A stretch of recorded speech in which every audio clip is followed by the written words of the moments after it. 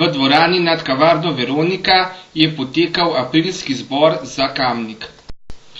Osrednja tema tokratnega zbora je bil pogovor o možnostih za razvoj podjetništva v občini Kamnik. Predsednik zbora za Kamnik je takole povzel zaključke zbora.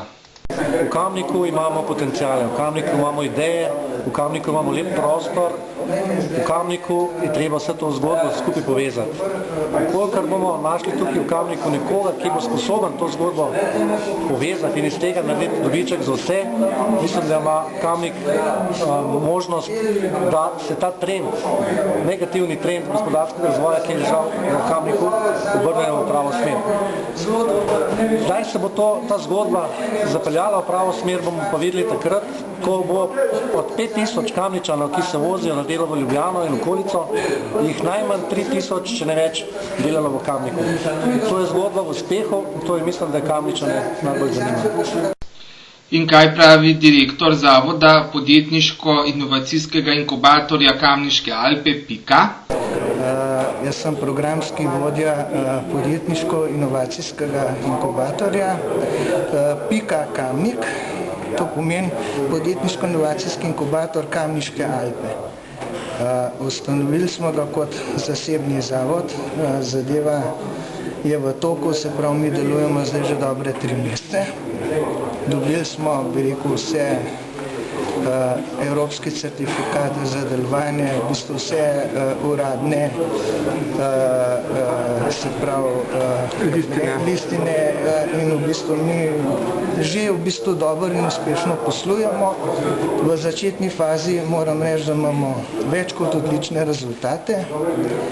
V sam 3 mesecih smo pravzaprav dobili primerljive rezultate z nekaterimi inkubatorji, ki delujejo v Sloveniji že 10 let. Se pravi, da imamo že boljšo v bistvu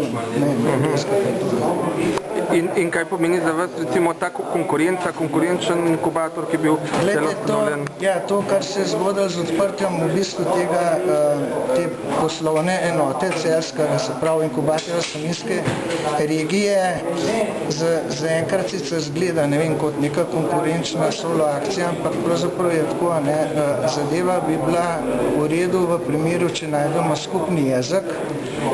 Se pravi, v bistvu sodelovanje, tudi naš osnovni namen je pravzaprav bil ta, ne, da bomo z njimi sodelovali.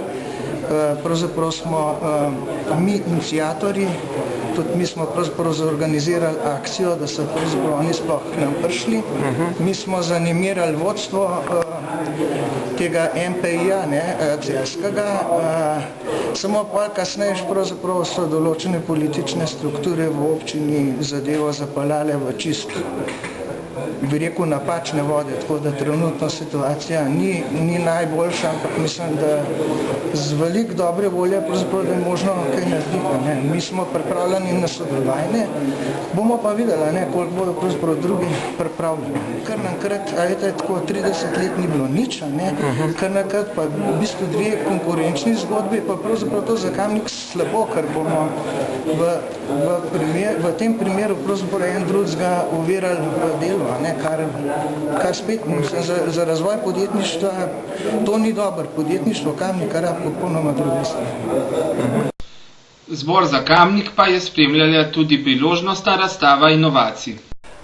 Glejte, Kamnik je razvojno zelo zaostaja in inovacije seveda je ena izmed najboljših poti k višji dodani vrednosti, k boljšemu gospodarstvu.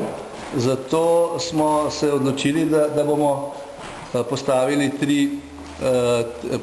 pripeljali v Slovenijo 3 vrhunske inovacije, ki so bile nagrajene z najvišjimi mednarodnimi priznanji in pa seveda, da je prvič predstavimo, ker mislim, da je že kar malo pozno, ampak nikoli ni prepozno, tudi najbolj trofejne kamniške inovatorje, ki so na različnih razstavah v Sloveniji in pa tujini dosegli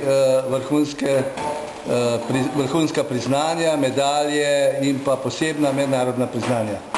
In kateri so ti, bi lahko našteli?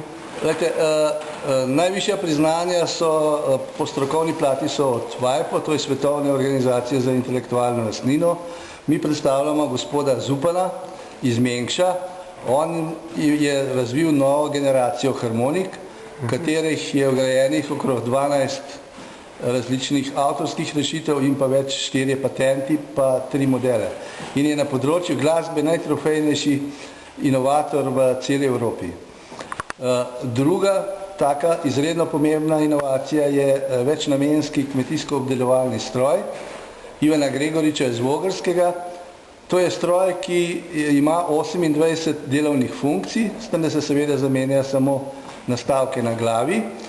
Stroj deluje, se sam vozi, se ga upravlja, je zelo lahko upravljiv in je prvi stroj, ki je bil narejen v Evropi strani zasebnika, ki odgovarja vsem 6 evropskim direktivam. In bo v aprilu tudi posebna predstavitev v Bruslju pri novem komisarju za kmetijstvo.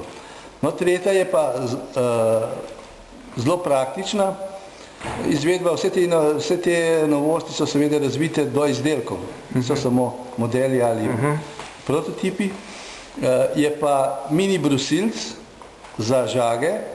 Gre za izredno originalno in pa posrečeno rešitev, ki omogoča kvalitetnejše brušenje in pa 3-krat podaljša življenjsko dobo žag. To, kar je najbolj pomembno, pa da je kar 5-krat cenejša od druge podobne naprave, ki pa je seveda bistveno večja, težja in pa ni prenosljiva.